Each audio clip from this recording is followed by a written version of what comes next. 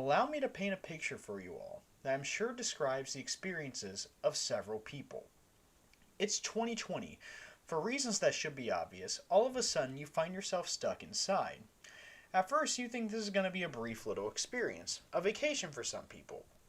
For the people lucky enough to still be working, a very odd but very different experience, perhaps in a good way. And at first you hold this positive attitude towards it. After all, it's just a couple of weeks, maybe at most a month. You can catch up on that show you've fallen very behind on, or maybe write that novel that you've always wanted to. But as weeks turn into months, and the conditions in the outside world seem to be getting worse, you begin to realize that this isn't going away anytime soon. Sure, the stores eventually open back up with restrictions, and the restaurants do as well, and you eventually go back to work, if you're lucky, but much of your free time is now spent inside trying to isolate yourself from others. Now let's paint within this scenario another scenario. It's later in the year, around September. Schools are back in session, albeit online, and in between long homework sessions, you scroll around on YouTube to look for any kind of background noise, something to get your mind off the maddening silence of your house. You get the average fare, some gaming videos, top 10 channels, anime clips, the usual. But then something odd pops up into your feed. From the thumbnail alone, it looks like this might be some kind of anime clip, but the thumbnail is fan art of some dog girl. It's kind of odd to you, especially when you read the title about the character playing a video game. And at first you scroll right past it, thinking it's probably just some random fan creation for an anime you've never heard of. But as time goes on, you get more and more of these similar kinds of clips. Finally, your curiosity gets the better of you, and you decide to click on one. Immediately, you agree with two anime characters, the same dog girl you saw a few months earlier, and a weird goth princess thing? They're both moving, and you soon connect the dots that these are real people controlling these characters. And they're playing some game about defusing a bomb? What the hell is this, you wonder? You don't think it's your thing at first, but little do you know, you just entered into a deep rabbit hole, one that doesn't really seem to have a way out. And it isn't long after that, you begin actively seeking out this content. You begin tuning into streams, watching the archives, and you begin to realize as you go deeper and deeper into this rabbit hole that you don't know how the hell you got here, or how much money you've used on super chats either. This is quite literally my experience that I have described, although mine happened in May and June of 2021 rather than 2020. The reason why I started this video with such a long introduction is because I know my experience isn't really unique. I, probably like most people, discovered VTubers by complete accident. And what I described to you was the first clip I ever saw. The one with Inugami Kurone and Mori Calliope playing Keep Talking and Nobody Explodes. You know, the one that sparked the I'm Die, Thank You Forever meme. Ah, I'm Die, Thank You Forever. What? So here I am, sitting in my apartment of July of 2022, and you're probably wondering, Dylan, what are you doing? Are you trying to make some kind of video discussing VTubers? Why would you want to do that? Well, dear viewer, I'm doing more than just making one single video about YouTubers. God, I can't even get the fucking... I'm not just making one single video about VTubers. I'm making a whole series about VTubers because it's a subject that I'm actually very interested in. And at first you might recoil away and cringe at hearing that. And believe me when I say that I never thought that this was going to be something that I would make either. But recently I've been finding myself bored with just sitting around at home all day feeling like I got nothing productive to do. Not only that, but I recently graduated college, and honestly, I haven't really been doing anything with my history degree since I got out. So, after having this idea eating away at me for a long time, I decided to do something that would allow me to apply some of the skills that I learned in school while also doing something that I find entertaining and interesting. So, I guess let's just talk about VTubers. So, before we go any further, I feel like I should lay out how this series will play out, as well as some basic VTuber terminology, because I know not everybody who watches this is going to know what a VTuber is, and what better way to figure out than from some random neckbeard simp on the internet. Actually, hold up. So I got up to find my fedora, and I honestly don't know where the hell it went. So in other words, basically every one of these episodes is going to be covering a VTuber. More specifically, the VTuber's lore, personality, appearance, and basically just trying to take an objective look at each of these streamers. I will try to keep my personal views on them out of the writing, but I already know that's, considering how much I enjoy some of these streamers, that's gonna be pretty hard. The point of this series is to essentially create a series where people can go to get an idea about who these people are and potentially if their content might be right for them from an objective standpoint. Another part of it is that, I guess not an objective standpoint, that's kind of stupid. I guess it would be subjective, wouldn't it? The point of this series is essentially create a series where people can go to get an idea about who these people are, potentially if their content might be right for them from a subjective and objective standpoint. Another part of it is that I feel that this is a weird niche kind of idea. I know that there are people that discuss VTubers on a more objective basis, like Depressed Nosagi. I really hope I pronounced that correctly. By the way, check him out. He actually makes really good videos about VTubers. I actually find them really interesting to watch. Or Relish? Okay. Check them out too, because they make very interesting VTuber lore videos, and I already know that they're going to be a pretty good source of information for me going forward. And I will put both of their channels in the description below. But I kind of want to have my own take on the idea that these two are doing, that those two channels, as well as others, are doing. But until we get to any actual VTubers, fuck. I'm trying. I'm going to edit a lot of this down. Don't worry. I jumped the gun on my script. I have my script right in front of me.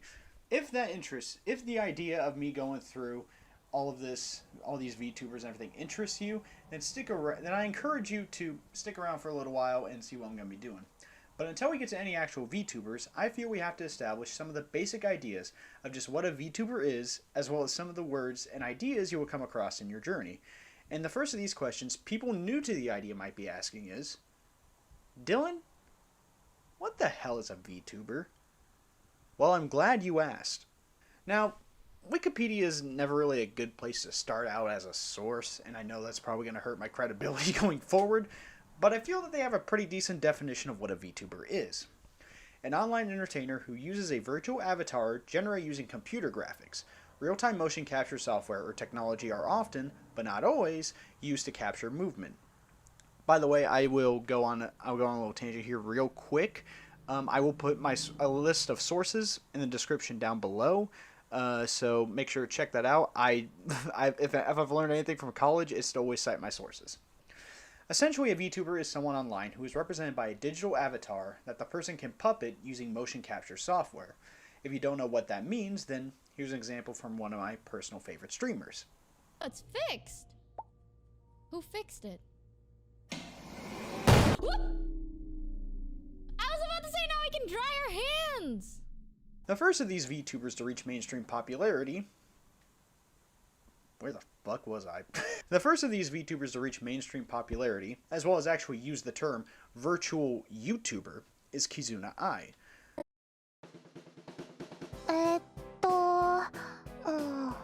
見えてますか？聞こえてるかな？はじめまして。私の名前はキズナアイです。どうぞよろしくお願いします。普通の YouTuber と違うぞ。と思ったそこのあなた。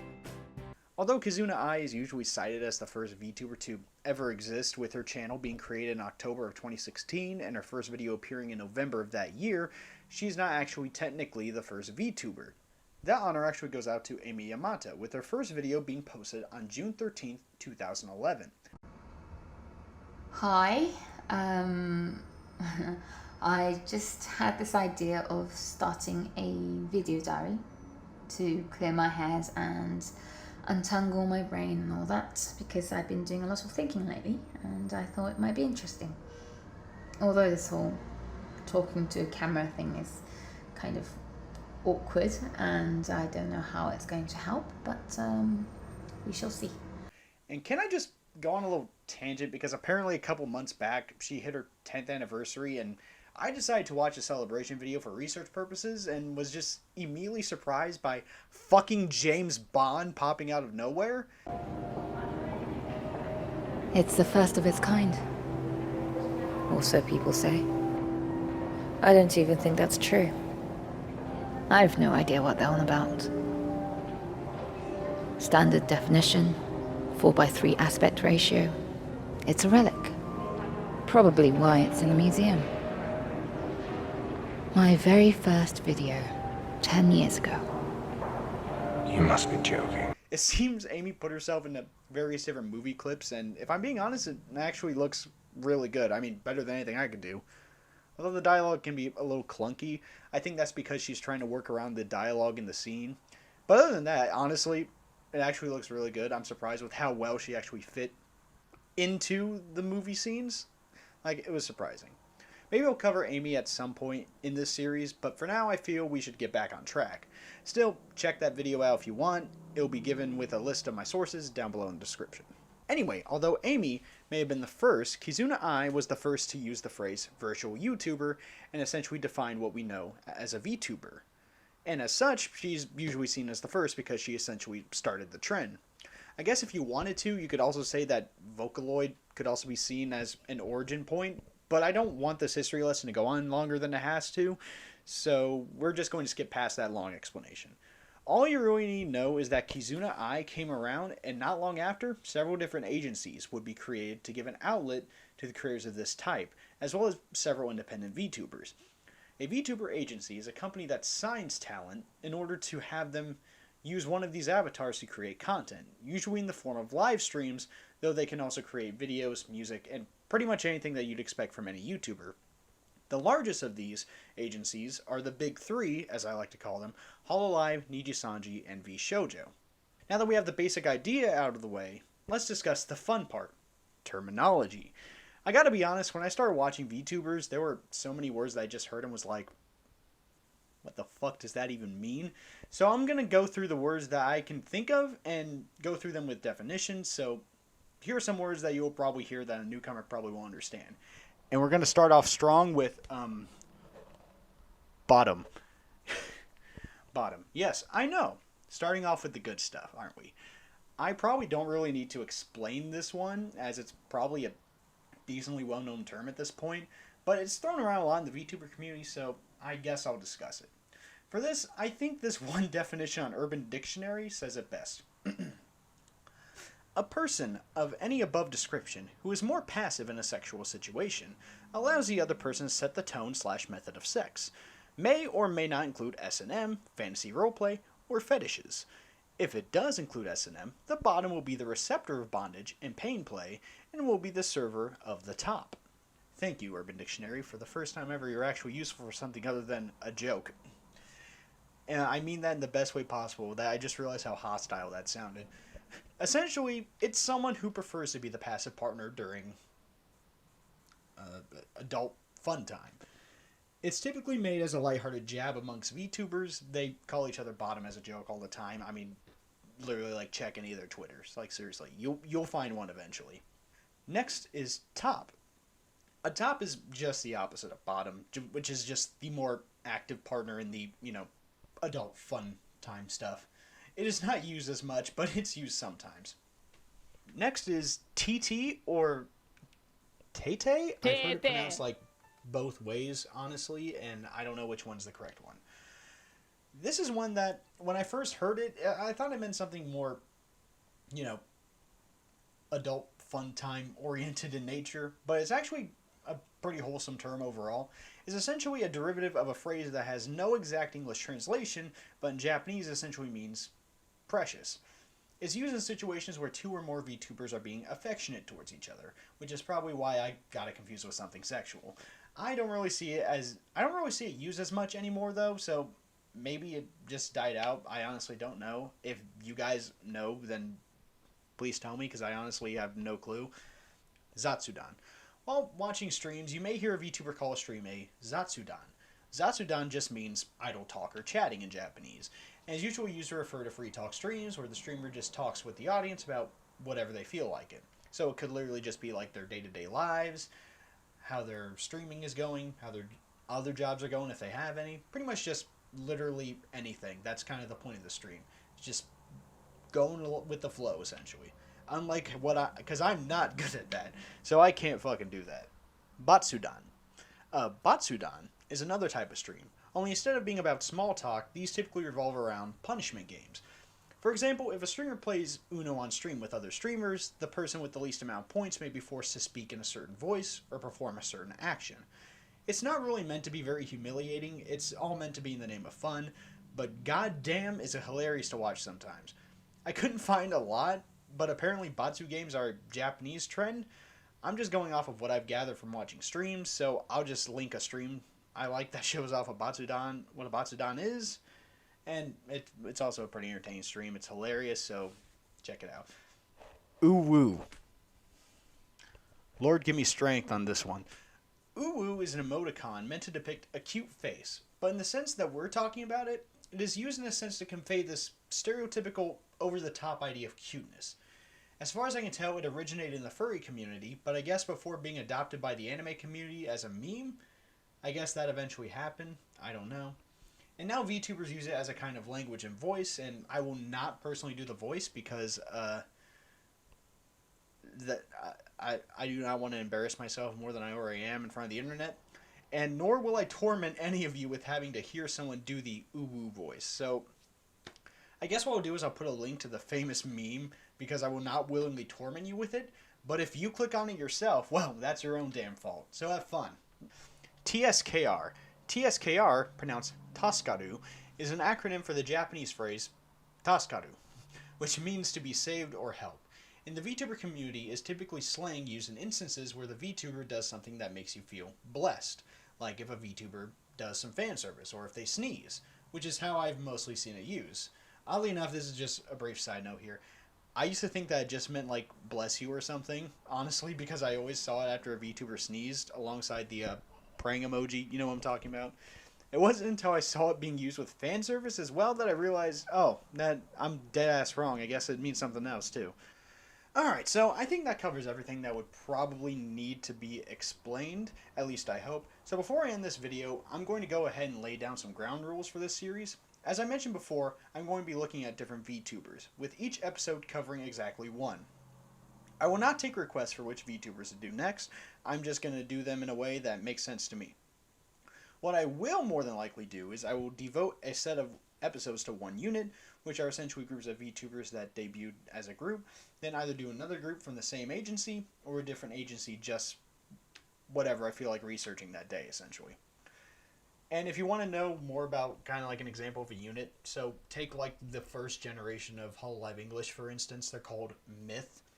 And there was 5 of them, and they all debuted pretty much, I think, at the same, almost the exact same time. I think there was like some debuted on one day, and then some debuted the next day. I don't remember. I wasn't around for it. I wasn't in the community yet. But that's pretty much what unit essentially means. It's like a group of VTubers that debuted at the exact same time. And in my experience, there could be like as little as like 2 or 3, and, or up to like 10. It just depends on what agency you're talking about. Another thing is I will probably announce who I will cover next on my social media, which I have Facebook, Instagram, Twitter. Please check those out. I don't post as much on Instagram anymore. I post a lot on Twitter and Facebook, though. I do ask, though, that you don't harass any of them saying I'm creating a video about them. Like, don't spam in their chat or anything, please, I know that sounds like an invalid concern because that should be common sense, and I have a small-ass channel. I'm talking to 250 people right now. But just in case, I just want to say that now, just don't do it. And one last thing. If you're here for face reveals of VTubers or potential real-life identities like past accounts or anything like that, you're in the wrong place. I will not be covering any of that information unless the VTuber themselves have posted a face pic or anything like that on their official social media and or have been open about who they actually are. But that's the only exception. If you came here expecting me to expose who these people are, then I'm sorry, but that's just not what I'm going to do. I don't feel comfortable doing that, and I know the VTubers I talk about wouldn't be comfortable with that either. So no face reveals or past lives unless the VTuber has been officially open about it. just objective discussion about VTubers. So you finished episode 0 of this series. Thank you for sitting through the whole thing. If you have, I really appreciate it. There's probably just one more question on your mind. Well, Dylan, if you're going to discuss VTubers, who's going to be the topic of your first episode? Well, my dear viewer, it's a question that I've given a lot of thought about, and though it might seem easier to start from either the literal or metaphorical beginning, I have something else in mind. Something a little spookier, you could say. Maybe involving a certain ghost from a Southeast Asian country. Or should I say a Southeast Asian country.